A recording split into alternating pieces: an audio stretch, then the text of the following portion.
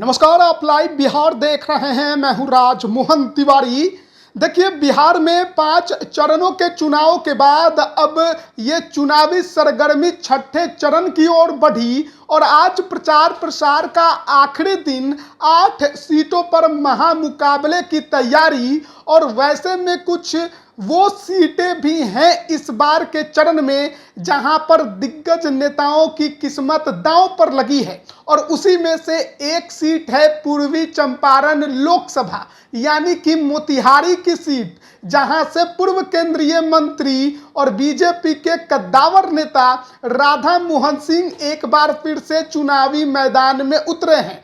हालांकि शुरुआती समय में उनके टिकट पर सस्पेंस था और बात तो यहां तक आ गई कि बीच सभा में वो रो पड़े थे, लेकिन जैसे तैसे टिकट का जुगाड़ हुआ, बीजेपी ने उनको वहां से कमल थमाया और एक बार फिर से चुनावी मैदान में उतरे हैं। लेकिन स्थिति ज़्यादा ठीक नहीं है और इसीलिए वहां पर लगातार जो बड़े नेता हैं वो कैंप कर रहे हैं।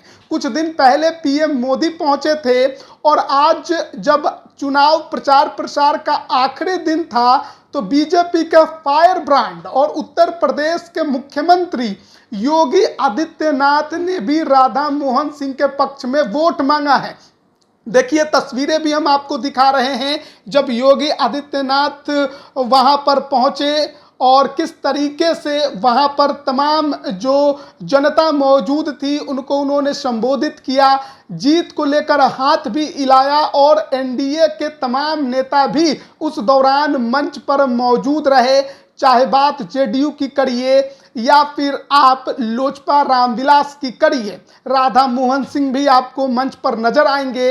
लोजपा रामविलास के तरफ से योगी आदित्यनाथ के इस जनसभा में प्रदेश अध्यक्ष राजू तिवारी पहुंचे थे। वही राजू तिवारी जो कि उसी संसदीय क्षेत्र के एक विधानसभा गोविंदगंज के विधायक रहे हैं। पिछली बार चुनाव हार गए थे लेकिन कड़ी टक्कर दी थी, वो भी अकेले, जब लोजपा मैदान में थी। और आज जब राधा मोहन सिंह को जिताने की बारी आई और योगी आदित्यनाथ का जब जनसभा था तो पार्टी के तरफ से प्रतिनिधित्व करने मंच पर खुद प्रदेश अध्यक्ष राजू तिवारी पहुंचे और वहां पर किस प्रकार से एनडीए ने एकजुटता का प्रदर्शन किया है वो हम आपको तस्वीरें दिखा रहे हैं। भले ही जो लड़ाई है वो कांटे की है, एक तरफ राधा मोहन सिंह है तो दूसरी तरफ वीआईपी ने इस बार राजद के पूर्व विधायक राजेश कुशवाहा को मैदान में उतारा है। और ऐसे में पिछड़े वोटरों की गोलबंदी की चिंता बीजेपी को सताने लगी है। जिस प्रकार से कुशवाहा कार्ड इस बार आईएनडीआईए गठबंधन ने खेला है, कहीं ना कहीं झटका का डर तो एनडीए को लगा है और शायद यही बड़ा कारण है कि राधा मोहन सिंह को ये खुलकर बोलना पड़ गया कि ये उनका आखिरी चुनाव है ताकि उनकी विदाई अच्छी से हो सके और जो उनके वोटर हैं वो ज़्यादा डर के नहीं।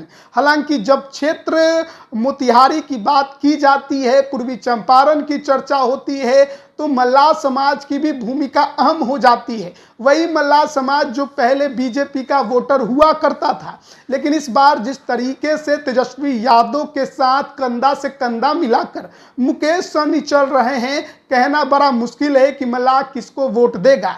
रिजल्ट सब कुछ बता देगा कि किसके पक्ष में माहौल है और किसके कहने पर जनता किसके साथ गई है। मल्लाह डरके हैं एनडीए से या नहीं और मुकेश सहनी को उन्होंने कितना बड़ा नेता माना है। और ऐसे में वीआईपी खुद वहां से चुनाव लड़ रही है। मुकेश सहनी की भी कहिए कि एक तरह से किस्मत दांव पर है। इंडी गठबंधन में उन्हें 3 सीटें मिली हैं, एक झंझारपुर, गोपालगंज और ये मोतिहारी यानी पूर्वी चंपारण की सीट। झंझारपुर में पहले ही चुनाव हो चुका है, गोपालगंज और मोतिहारी में 25 मई को छठे चरण के तहत चुनाव होना है। तो बड़े ही दिलचस्प मोड़ पर है इस बार मोतिहारी की लड़ाई। और अगर पिछड़ों की गोलबंदी हो गई तो नुकसान राधा मोहन सिंह को बिल्कुल ही उठाना पड़ेगा। और ऐसे में जो अगड़े वोटर हैं वो ज़्यादा इधर उधर ना हो, इसके लिए भी पूरी तरह से जद्दोजहद करते राधा मोहन सिंह इस सीट पर दिखाई दे रहे हैं। और इसीलिए तमाम जो एनडीए के नेता हैं उनको एक मंच पर करके तमाम जो वोटर हैं उनको गोलबंद करने की कोशिश, चाहे अगड़े हों, पिछड़े हों, दलित हों, लेकिन कितना कर पाएंगे। राधा मोहन सिंह एक बड़े और कद्दावर नेता हैं, इसमें कोई शक नहीं है, लेकिन जिस तरीके से बीते कई सालों से इस सीट पर घमासान छिड़ा है, बीजेपी के अंदर भी काफ़ी कुछ माहौल जो है वो ठीक इस सीट पर देखने को नहीं मिला। तो ऐसे में बड़े कहना नहीं होगा कि बड़े दिलचस्प लड़ाई इस सीट पर होगी और राधा मोहन सिंह जो कि पूर्व केंद्रीय मंत्री हैं, बीजेपी के बड़े नेता हैं, उनकी राह आसान नहीं है, कठिन है, लेकिन इस कठिन डगर को कितना वो पार कर पाएंगे ये आने वाला वक्त बताएगा। 25 मई को वोटिंग है और 4 जून को रिजल्ट आएगा। बने रहिएगा लाइव बिहार के साथ। आप सभी का बहुत बहुत धन्यवाद। YouTube पर सब्सक्राइब और Facebook पर लाइक जरूर करें।